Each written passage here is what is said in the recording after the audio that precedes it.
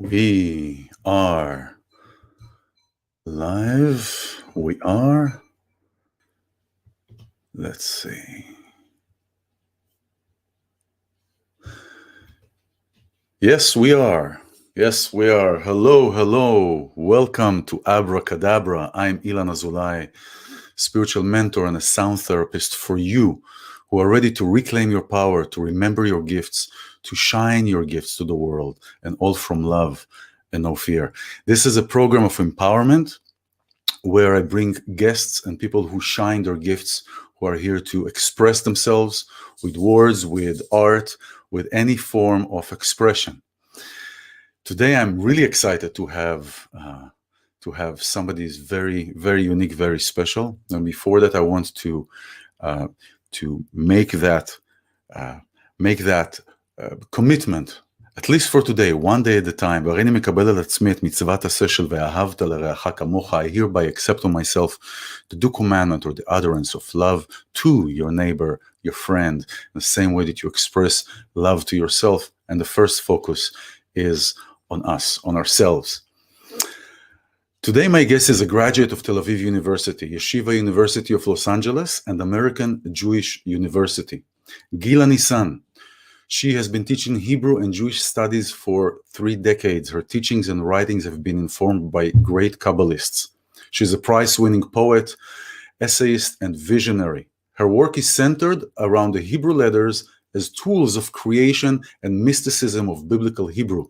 A native Israeli, she lives in Los Angeles, California. And so it's really fascinating because the work and this program, the name of this program, Abracadabra, and we will show how all this ties together. Really exciting.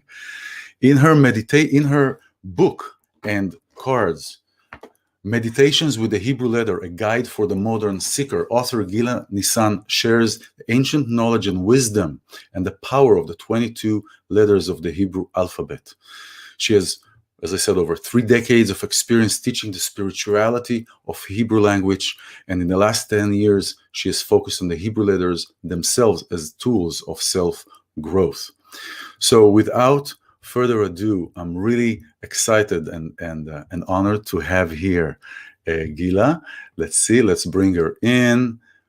Okay, and there you are, Gilla. Yeah. How are you? Shalom, thank you very Shalom, much. shalom. Thank it's you. a pleasure to be with you again and to exchange ideas with you. This is wonderful. Thank you so much for coming. We've met a couple of times. We've met one time physically, but we've been talking for a while, and it's really fascinating to find somebody and to meet somebody who's also, we're also connected through the language, through the place of where we come from, Israel, and today we're speaking English, but also especially through the language and the Hebrew letters, which I so love and recognize and use this every day in understanding and in manifestation and teaching and wisdom. And this program, Abracadabra, which literally means in Aramaic, I create as I speak, is fascinating because I saw it's written on your book. So Gilla, tell us about you. You'll probably do a better job than I did in introducing you. There's so wealth of information and wisdom, and you're here to share this with the world and with the books and the cards, and we'll talk about that. So, welcome. Please tell us about you a little bit. First of all, I must say one more word about Abracadabra. Yes. Abracadabra was the first name of my book, and wow. Then there was a big discussion among my students that many of them felt that the word abracadabra is so misleading. People either don't know what it is, or if they know what it is, it thinks it has to do with the rabbit out of the hat. Hocus pocus. And they said, oh, your work is so sincere and deep, and we don't want hocus pocus to be related to it. So we ended up looking for other names. But when I saw your name on Facebook with Abracadabra, I felt an instant need to be in touch with you, because in a way, you have the name of this project that I developed. You know, This I'm is wonderful. I'm This best. is, go ahead. I'm sorry. No, it's okay. We're going here. This is live. We're doing live. So this is, we'll come in and other person's words. And to those of you who are joining us, we're joined by Gilla Nissan. She is an author. She's a scholar. She's teaching the Hebrew letters. And I'm so fascinated by her work to add to the wisdom to share with the world. And this is a live broadcast where you can actually, if you have any questions as we go along, you can type them and I'll see them, and we'll get them to Gila so she can reply to that live. And if you are missing this live broadcast, it is going to be left on the wall, and the recording is available. So, yeah, we were talking about Abracadabra, and it is literally a word of manifestation. Gila, I have to tell you that in the last few years, this word and just understanding the power of the Hebrew letters from different teachings, from Kabbalah and different scholars, and it's just been used as a manifestation tool. And there is a certain way of using that, and I've found a way to use that in scarcely, you say, right? But with b'tchilu urchimu, which means with respect and just make sure that. Carefully. What's that? Carefully. Carefully, yes. And so, but before we go into this, you grew up in Israel. Tell me about a little about where you come from and how did your life, if as much as we can, and how did you come to this place? Okay. Yeah. I was fortunate to be born to parents that were born in Jerusalem. My grandparents arrived from Persia on donkeys and camels through Damascus and into Jerusalem, where the Turks did not allow them to come in because they were Jews. And they put Bedouin clothes on them, clothes of Muslims, and they snuck themselves in as pretending to be Muslims. So yes, my grandparents had an accent, but my parents spoke beautiful Hebrew, and I spoke beautiful Hebrew. I started to write in high school as a poet, and I wrote essays as well. I always was interested and attracted to wisdom. Not only because of my individuality, but also the Jewish people are known to be people that seek wisdom and the meaning of life. We have passion for it. We want to know why we are here, what are we doing, who is God, where is God, etc., etc. We live with those questions. Everything needs to have meaning for us. That's right. So that kind of a Jew I was, like everybody else. And when I was 21, I left Israel. It was very funny that I left the Holy Land to find God in Los Angeles. Did you think that? Did you think that back then, or are you now thinking it now in retrospect? Not at all. At that time, we went to study. I had a baby, my baby Adaya, and we came as a family to Los Angeles. And Adaya's father was interested to be a naval architect. And I have to say that when I came here today, when I look back, iLan, it was like entering a spiritual desert. And I don't know why. When you came here to LA. Yes, it was a spiritual desert and a spiritual desert. Only today I can look back and say, whoa, what a change. It was a change that I could not verbalize. I couldn't speak about it. I just felt it. So only now, when I come to the Holy Land, I know why it is called a Holy Land, because I can stand in the balcony of my parents who are watching me from above Yeah. and feel the holiness in the air. But when I grew up in Israel, I took it for Yeah, same thing. I totally get it. Many times we have to lose something in order to find its value. right to Some people's journey is like that we have to lose something, and it's with everything. But if you look at it, we're talking about letters, we're talking about Israel, we're talking what it is. It's really all relationships. Even the letters, it is all about relationships. So it is how we're redefining our relationship. But what did you do up until you left Israel? Like up until 21, were you just like, oh, whatever, anything was flying? How was your relationship with your parents? Yes, I felt, well, there's so much to say about it. Yeah. I felt that my grandparents were pious Jews. My parents were Zionists. They came to build the country. And I felt in between the two chairs of a very religious people and Zionists who didn't want to be a diaspora Jews anymore. They wanted to be something new. And so, without talking too much about the beginning of Zionism that had no spirituality in it whatsoever, and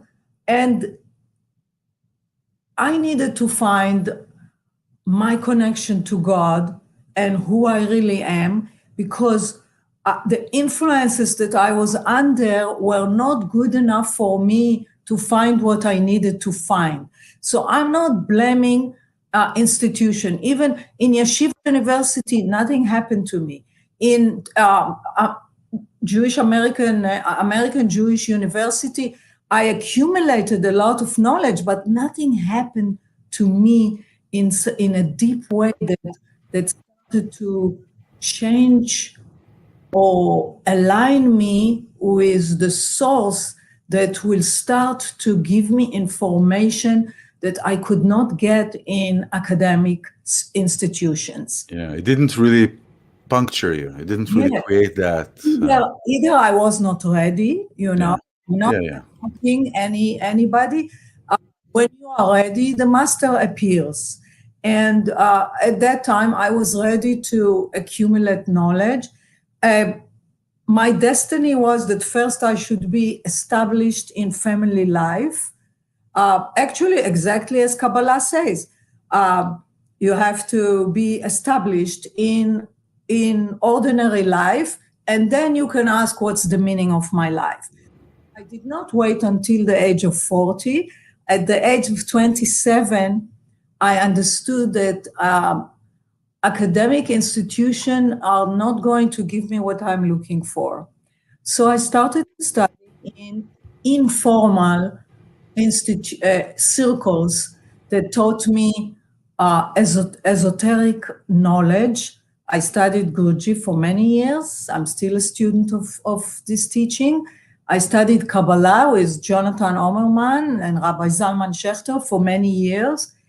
And then 10 years ago, I had a wonderful Israeli woman coming to my life, being sent by a rabbi friend, Rabbi Judith Halevi, sending me a friend. I said, hi, we drink a cup of tea. And she says, I am being told that you need to teach the Hebrew letters.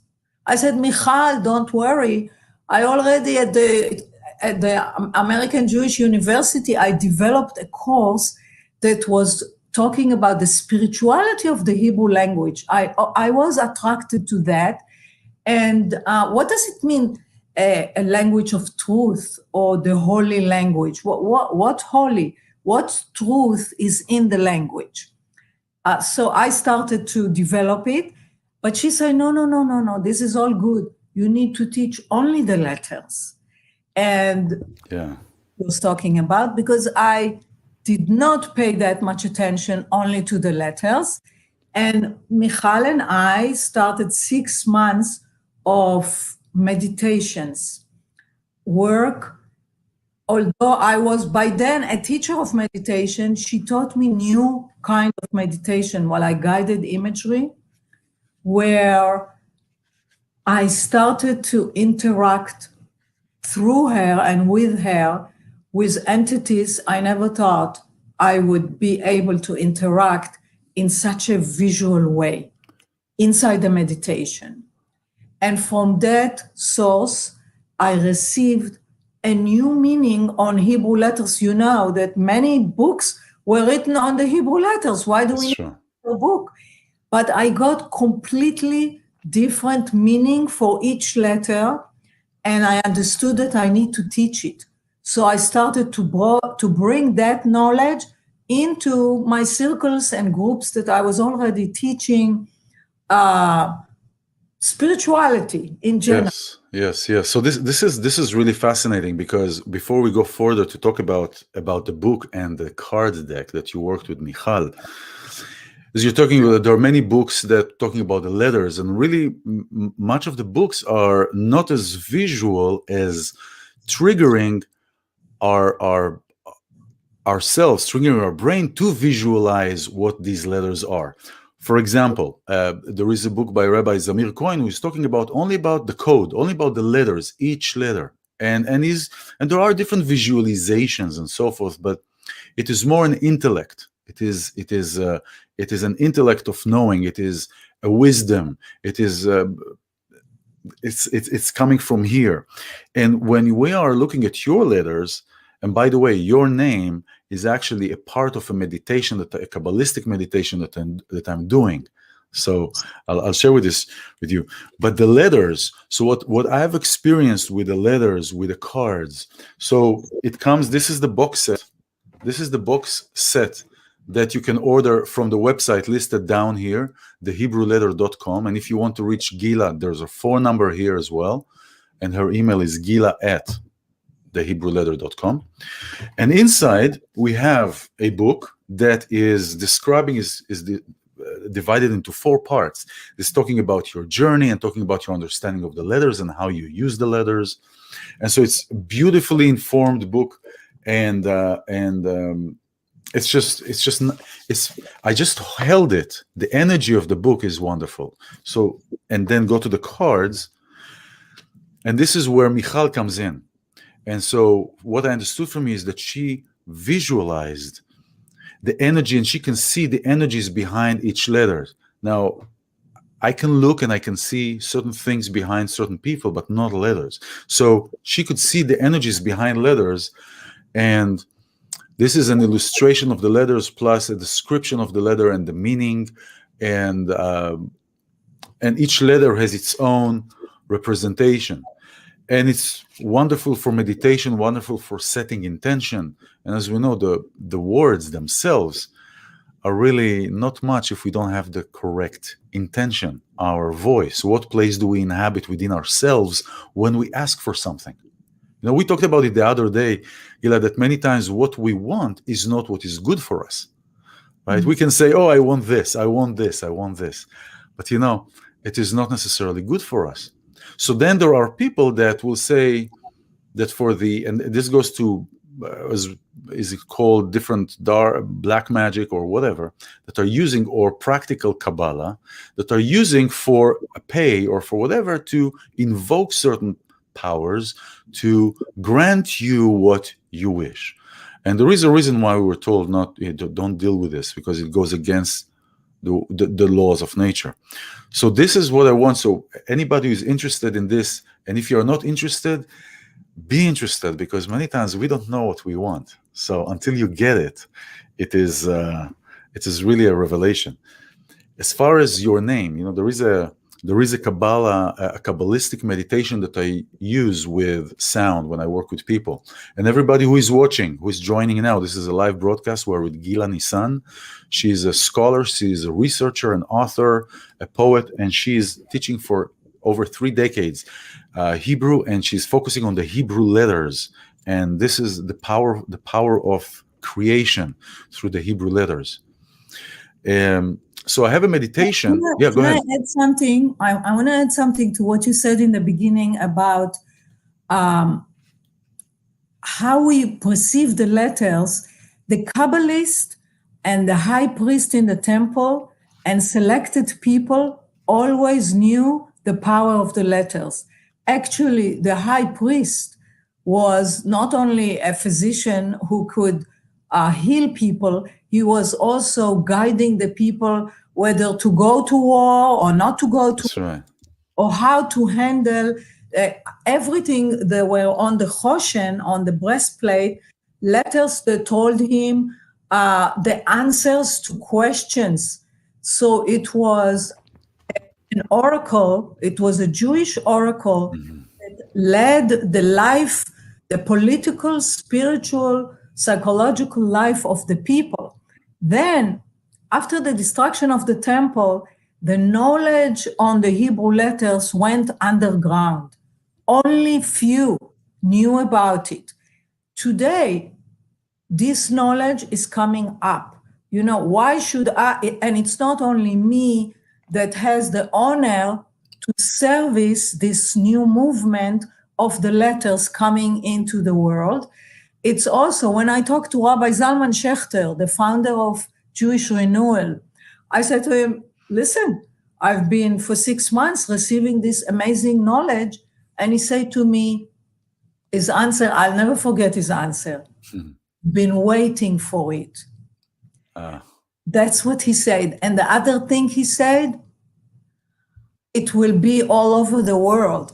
In other words, the letters themselves, the wisdom, the power of these letters will start to like mushrooms after the rain. Yeah. People all of a sudden teaching the yoga of the letters. That's right.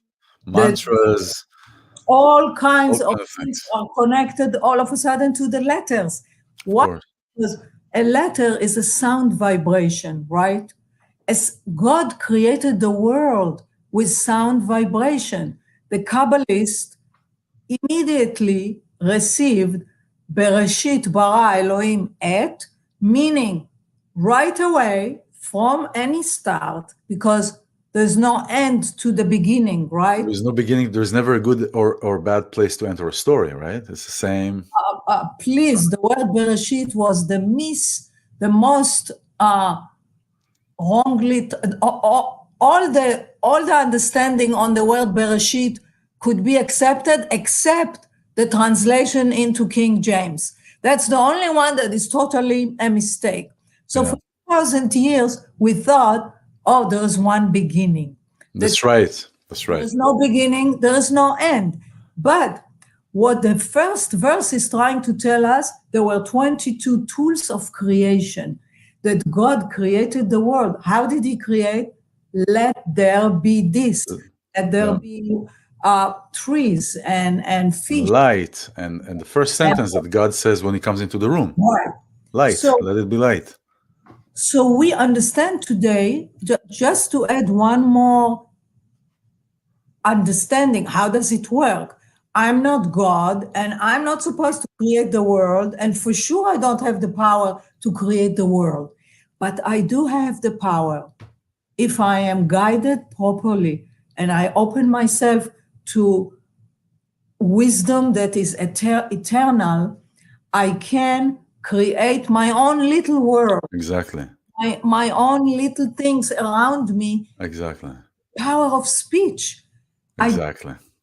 See, we are seeing now that if you have a question, not even just inspiration, you may want an inspiration, but you have a question, whether it's very technical and physical and on the level of the physical world, or very philosophical about the meaning of life. I want to know what is this corona is all about. Any question that you have, you randomly pick up a letter, and there is a synchronization between your psyche in question and the power of the letter. It's a synchronization that is special, it's a mystery. I don't know how it happened. But I know that it happens because I tried it. That's right. That I didn't dare even asking too big of questions. I didn't want to fail the letters. And trust in the letters was gradually coming after 10 years. I can talk to you now and say, yes, I could not say 10 years ago. After the 6 months of meditations and receiving all the information, I say to myself, wow, I was in a wow state for a long time, but still, safek, doubt yeah. goes with us everywhere, you know. Doubt never leaves us. Doubt is always there. You know, it's the beginning of Sitra Achra. that's right. Achra can control you through the doubt. Oh, maybe, it sounds nice, but I have to go now. So no, I totally get. Yeah. So there is a synchronization, and I can trust it, and I don't have to understand how it works. That's the problem. Sometimes when we do understand, we mess it up. Right, just be, So it's like be empty, be light. Yeah. Be light. This work is very deep, but very light. This is wonderful. You know, it's very, very transformative and deep, and it's just amazing. But aren't we looking in our life for what is amazing? Well, this is Who cares about what's ordinary? Well, ordinary, when does ordinary becomes everything in the beginning can sound, when we discover something, everything can look and appear amazing until we are getting used to it, until we take things for granted. We go into our human condition and we're taking things for granted, and we understand, oh, this is okay. And then it becomes normal. And then we're looking at normal. It is really, when we're using something in access, and without monitoring or without checks and balances, how am I using? What place am I inhabiting within myself when I'm asking for something, or when I want to manifest something? So that when you were talking about energy, each word is energy. When I speak, it's a vibration. I use the power of the words also through the actual sound frequency, which is everything is a frequency, everything is energy. And when we are focused and we channel our intention through the different energies and through sound. I work with Tibetan bowls that invoke certain energies and then attach certain words and certain letters to that frequency. Then really things are starting to manifest. And we talked about it. We said here in the backyard, we talked about it, that in the last few years things have been manifesting, and I discovered these wonderful creations, these wonderful happenings through the invocation of the letters. And then I meet you. So everything is happening as it's supposed to happen, and I'm really, I'm really happy about it, really glad and really grateful that you are here and that we've connected. You're talking about the word Bereshit. This is one of the questions one of the things that I want to start, because this is how you start the book. This is how you start with the book. You're putting Bereshit bara in one of the beginning chapters, and one of the understandings from Kabbalah about the first word Bereshit is that it starts with the second letter, with the bet, that hints, like for those who are watching, there is a term in Judaism, in Kabbalah, is called orchard, pardes in Hebrew, which is a 4-level understanding, the story and everything. We have the story level, we have the hinted level, we have the deep level, and we have the mystery. And so in Bereshit, the hinting part comes to the second letter, where it says there was something before here. We had things before here. It talks about how God created and destroyed worlds, and even the time, the concept of time that we have here of 6,000 based on Kabbalah. If you look at this concept from a 6-day work week, and again, each day can be 1,000 years, because that was before time was created, right? So we can see that the 6,000, we're at 5871. It's almost before the end of 6,000, almost before Shabbat, almost before that end of time lineage. So Bereshit, in that word, is talking that the bet is hinting that there were things before. And what you said, Bereshit bara et, the or the, but really what it means is from A to Z, because the 2 letters are Aleph, the first letter, and Exactly. Tav. So God created A to Z everything. So it's really fascinating. We can talk here about every day, we can talk about it all day about this, like we've done the other day. And so what I want to do is maybe for those who are watching, and if you have any questions, you can type them here. Any questions for Gilla, any questions for myself, whatever you can type here, and then Gilla will be happy to answer. And if you don't, and if you're seeing this past the time of the broadcast, then you can still write to Gilla. And thank you. Tzachi, is it Tzachi? Tzechai. Farrell. Yes, moving by awe. Using the card is insightful and playful, definitely playful. And thank you for bringing that up. And I'm sorry if I'm butchering your name, but the way it's written in English is Tzechai. And play is so important. You know, we're going into this work of words and this wisdom. And I was also fascinated by wisdom since I was a child and the letters. And we forget to play sometimes. And play is so important. And play is so important. Right. Remember that the change that we are going through a change. Absolutely. Right? We are moving from a very mental, scholastic, rational world that gave patriarchal. Gave us already the maximum that it can give. And now we're trying to include the other side of our being, of our brain, which is playful, light. Things cannot happen without imagination and lightness and playfulness. Exactly. Sometimes extra sincerity brings stiffness. And so I want to thank Tzahai for what she's bringing here, because we are ready now to move into a world that takes into account color, movement, lightness, imagination. Wonderful. In my book, I'm quoting Albert Einstein, what he said about imagination. He could never get to anywhere. No understanding could be conveyed by him unless he would allow himself to be with a wild imagination. That's not just imagination, wild imagination. Right. And he said it clearly. He said, we lived in a society that worshiped the slave.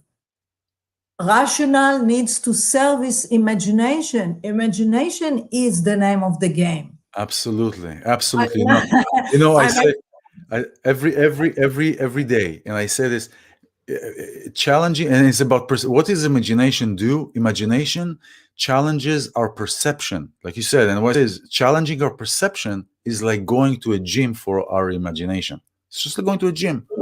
We're practicing, and we were talking about somebody may watch this now.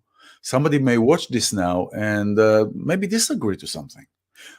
Ask yourself, what are you disagreeing to? It is not necessarily the item itself, but it is the relationship to the item. It's the relationship to what we're talking about. I love the people that disagree with me. I am just waiting to hear their questions. Okay, so here's a question from Sherry Manning. Okay, and this is fascinating because the words were created. So she asks, if God spoke the universe into being, did the letters come after speech? And if so, any ideas how the letters came into being? I mean, I think that it's first because he spoke the world into creation. The letters are like chemicals, like in chemistry. So that's the question of Sherry. If you can shed light on it. Sherry, I'm not sure if I will ever be able to answer this question, but we know that when the divine when he utters sound vibration, what comes out of the divine utterness is revelations. So the world came into being by the power of speech of divine, and we as human beings, especially the Jews, were asked specifically to witness the divine on earth by the power of speech. We were not asked to meditate for 8 hours a day. That was not the homework of the Jewish people. Our homework was to pray and speak and be grateful by saying Baruch atah Adonai, Baruch atah Adonai. We say Baruch atah Adonai over almost everything. If you see a strange person walking in the street, you don't start to gossip about this. You just say, thank you, God, for creating strange people. But here's the thing. I understand Sherry's question a little bit. And wait, I didn't finish because there was a what we call in Kabbalah, white fire and black fire. So the way the text was written are black on white, meaning letters that are black fire, that are fixed. It's always the same text that we copy from generation to generation, no changes. The white fire is the negative space around each letter and text. That's the Torah Shebe'al Peh. That's the oral tradition. This is what you think today, in my age, in my time, where I live. I have an obligation and a privilege to understand the text in a way that will help me to develop in this world where we are. So Torah Shebe'al Peh changes, and it reminds me כעץ שתול על פלגי מים. You're supposed to be a tree planted steady on what? On running waters. Yeah.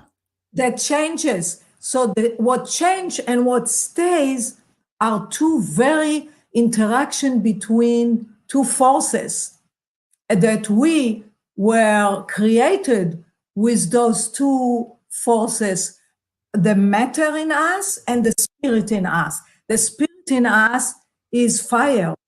The matter in us is earth. And of course, there is wind too, is the breath, the neshama that comes in and out.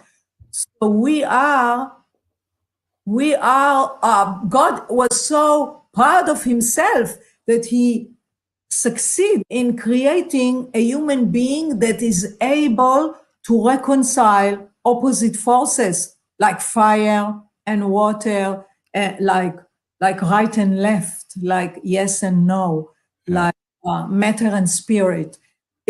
I can reconcile it because I am matter and spirit. I have what it takes. So in that sense, creation was brilliant. It was brilliant. Why I'm not feeling every day that I am brilliant, that I am a miracle? Well, that goes to our human condition, really. Yes. So that's my, as spring is coming, I am being helped by the letters to wake up and feel the renaissance. I am a renaissance. You are. But I want to touch back to the question. I want to bring it back to there. You were talking, by the way, about Homer, about matter. You know, it is many times it's some people believe that matter is what holds the spirit, but it's the other way around. It's spirits that holds the matter. And in the word matter in Hebrew, Homer, there is the word ruach. And also there is the ot mem, the 40th letter, which is the letter of transition. And so it's through the materialistic. It's through the material that the spirit can come through. It is through the material that we can express the creation. And it is through it's like a driver in a car. The car, I always use that because I love analogies. The car is our body. The car is the matter, and the driver is the soul.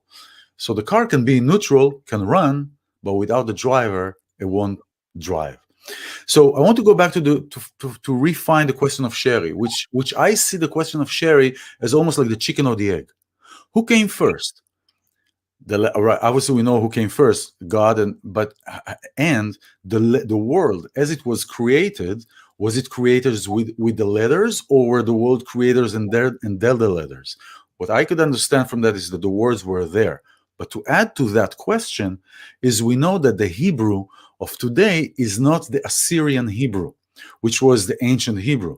So the question is even greater. Although we can see the similarities and the spiritual influence through the writings of the today the alphabet Hebrew, but the original letters were Assyrian, were different, is a different Hebrew. Okay, I know you're talking about it's a sacred geometry that changed. Today, the way the Hebrew letter looks are not they look differently. But I don't take the people that work with me, we don't go there because it's deviation. I'd like them to see that Aleph, for instance, has 4 triangles. I have never, in all my life, being a Hebrew teacher, I never saw that there are 4 triangles in an Aleph. They showed us that's, if you know the sacred geometry. This one here, see. You read the letters from right to left. So as you look at this, you look from right to left. Right. So all of a sudden, I according to what was shown to me, if there are 4 triangles, each triangle leads us to another direction, north, south, east, which is all the opposite forces I've been talking about. And Aleph is invoking in you the responsibility to start to reconcile opposite forces, turn them into nigudim mashlemim, meaning let them, instead of hit each other, cancel each other, fight each other, let them It's a complementary. merge into each other and make a star. So if you take the east and west triangles, when they merge together, you get a star. Yeah. The north and south merge together, you get a star. And the star is shining, and that means that the 2 opposites are now dancing with each other, completing each other. It's not anymore a world that, like you say in Hebrew, who's against who, you know? It is a completely different dynamic.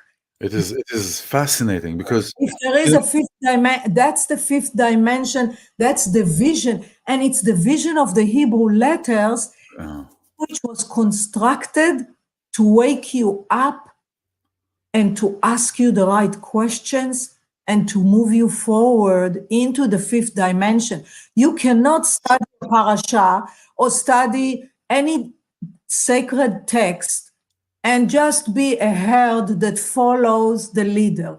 You need to wake up. To ask questions. The hopes to ask questions. Alert and to start to create yourself. You need to be an artist. Yeah. You cannot just look at a picture and say it's beautiful. Where's my picture? I want to show this. This is the Aleph. So what I get from it, this is something that I always, and we'll talk about your letters in the name, we'll bring a couple of letters, so we'll talk about them, is a spiritual fire. Because the way that also you write it, you can see the triangle, but you also can see if you look at the letters as they're written, for example, in the Torah, you will look that they have like little flames, those edges. So they are the spiritual fire. Now here's something interesting. We know fire is probably the only element that can alter a physical state of something. And yet you cannot touch fire, right? Try grab it, you cannot. So it's really it's a spiritual that is infused in the physical fire. So it is not a physical fire per se. You cannot hold it, but you can definitely get burned from it, right? So if we take these 2 letters, I don't know do you see it backwards? I'm trying to. Yes, it looks like ash, yes. Okay, esh, right? Esh in Hebrew is fire. Is it written right? Yeah, okay. No, turn. Okay, there we go. Yes. Okay, there we go. Esh, because it's mirroring. So esh is fire in Hebrew. So you have here the spiritual fire, and you have here the physical fire. And this is the physical fire that consumes things, the physical fire that exists within ourselves. And so this is an example of how the Hebrew letters when are combined, are creating certain kind of energy, are a representation of certain kind of energies. And this is what you're talking about. Now I wanted to talk about your name, for example, Gilla. Yeah, here's my Gimel. Gimel. This is Gimel. And it looks almost like somebody who is running forward towards the word Daled, right? So it's like he's going forward. But I want to share something with you, Gilla, about your name. Your name is very unique, like every name. But yours is unique, especially that we're talking about it now. There is a kabbalistic meditation that I use with sound, with Tibetan bowls and in treatments.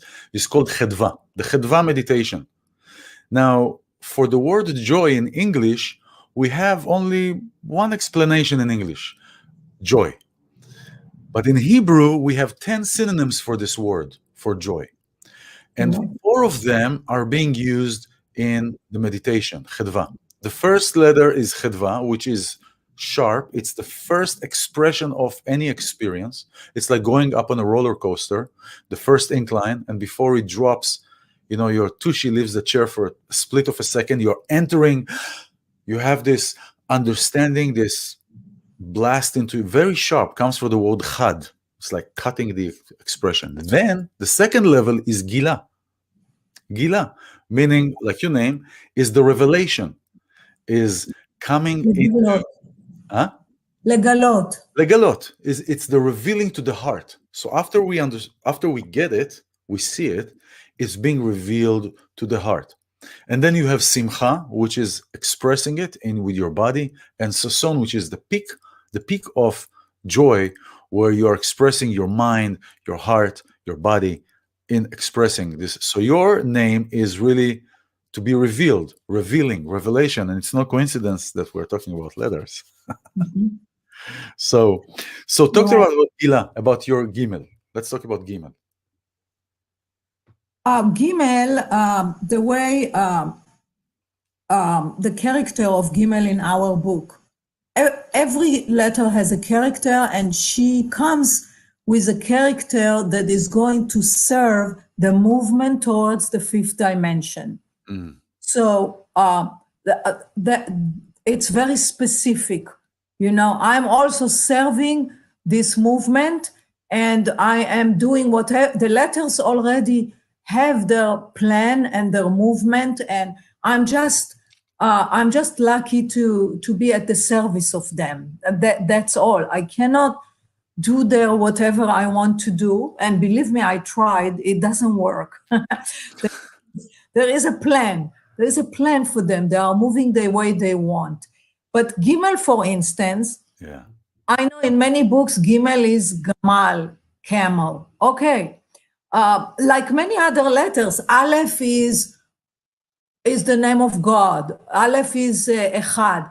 But when I got Aleph, it was, you have an obligation, Achrayut, that starts with Aleph, to unite opposite forces, to bring them into Tiferet. And the middle of Tiferet is Aleph. That was all new. I never read it in any other book. Gimel is telling us, Gimel is a good letter for Passover cleaning, for spring cleaning. You go into the attic and you get rid of all the things that you don't need anymore. You make room for the things that has been waiting for such a long time to be expressed. Maybe there is a book that you wanted for a long time to read, to write, and you didn't have the chance. Maybe there is a painter in you that never had the chance to express itself. Maybe you want to join a chorus and sing a little bit, etc., etc. There are so many ways of self-expression that were choked. Wonderful. Because we thought that, or maybe for a period of time, it was very right. I was supposed to do other things. But now, in my age, in my time, it is the time to move forward. You see, the Gimel look like forward. Moving, going. The 2 legs on the bottom, and the guy, then the head is like... Exactly, into receiving. First of all, we forgot to speak that Bereshit means Rosh. Rosh stands for wisdom. we need to start to open ourselves to receive wisdom Amen. that is very, very true for all times, not theories that come up good for 50 years and then they come down. Another theory come and replace it. Stick to something that never changed, laws of life that never change. This is wonderful. You know, Gilla is a very kind person. No, you know, you say when you say compliments to people that you shouldn't tell them in front of their face. So maybe you can turn around so I don't. But she's very kind, and she's here really to serve and to give from her wisdom and from the wisdom that she received and to channel. So this is really a blessing. So I just want to say that. Thank you. Thank you. I want to say one more thing about the wisdom. Yes. It's wisdom when we are trying to vision the future, we vision it through our memory. We go back with our memory to the future that is waiting there to be manifested. So you see what is happening with the timing, and where can we receive it? That's why we do meditation and we enter the present moment where there is no future and past. There is only here. Through the here and now, I can access the future, Yes. the past, so I can know what is going to happen. Exactly. Thank you. That's where the library of wisdom is in the past. It's not in the future. It's not what I feel like doing. It's what is the direction of my soul. And by the way, soul is made out of fire. There is a fire in me, and the fire can direct me. Let's not forget when Rabbi Shimon Bar Yochai died, pieces of fire fell from heaven. This is not a story. It's not a metaphor. It is there are same way there are 7 kinds of joy. There are 7 kinds of fire too. There is a consuming fire. There is the fire that Moses saw in the bush that didn't consume. Different fires. So thank you so much. We are at the top of our program, and we can talk forever. Yeah, it's been very fast. And so, you know, we are these last words. You're talking about Passover. We are now. It is not just about a book, reading a book. It is, of course, if you want to read or to paint or to do something. But it's really what is about Egypt, the daily experiences. We're coming to our own exodus, our own place of releasing, and not just releasing, but fleeing, but leaving behind, proactively leaving, not just, oh, okay, well, I'm not going to do that because it's not important, it's not happening in my life. No, to actually remove and release all that doesn't serve us, our preconceived notions, our beliefs, our perceptions. Challenging our perception is a Passover thing. It is totally a Passover thing. So for you who are watching, if you're connecting, if you're here, that means that you're supposed to be here. And anything that is here to serve your openness, your understanding is a blessing. So, Gilla, why don't you tell us a few last words that you want to give? Last word, the most important thing for Passover is a mouth that speaks. What do you need to talk about? How you came out of Egypt this year. And this year, there is a lot of Egypt to come out of. We had such an intense year. And so the power of speech is the most important miracle of the movement into the 5th dimension. Amen. Speak, and I create what I want. I have to be very careful with what I speak. And I want to invite whoever is ready to join the study, our study groups, to join it, so you get more deep experience and understanding of what we're talking about here. That's wonderful. And yes, you have all the information down there. I don't need even to mention it. I want to thank you very much, iLan, and It's a blessing. Thank the Hebrew letters that Amen. That brought us choosing each of us to receive the wisdom and use it in life. This is beautiful. This is so fascinating and really encouraging. And you are a wealth of wisdom and a very beautiful person. Thank you so much for being here, Gilla, and everyone who is watching. This is Abracadabra, create what you speak, literally and figuratively. Create what you speak. It is the place that we inhabit within ourselves, our voice that gives life and pushing and gives the intention behind the words, because it is not how we say in Hebrew, it is not what you say, or in English, it is how we say it. So how we say the word, even abracadabra, what place am I inhabiting? What place are you inhabiting? Your light. That's happy past. Thank you, Sharon, Baruch. Thank you, Sharon, Sherry, Evelyn, Tsehai. Sorry again if I'm... That's good. Tsehai, right? Okay, so Tsehai wrote the name good. And Tammy, this is wonderful. It's such a blessing to have you here, Gilla, and Joy, right? And I'm iLan Azoulai. bodysoulsound.com is my website, and it's also here, and you can connect to Gilla through her website, thehebrewletter.com, the phone number, through our website. We're all connected. It is all connected, and we are here as a community that expands. So thank you very much, Gilla, for being here. Thank you, everyone who's been here. This is Abracadabra, create what you speak. I'm iLan Azoulai, and I'll see you next week. Bye-bye.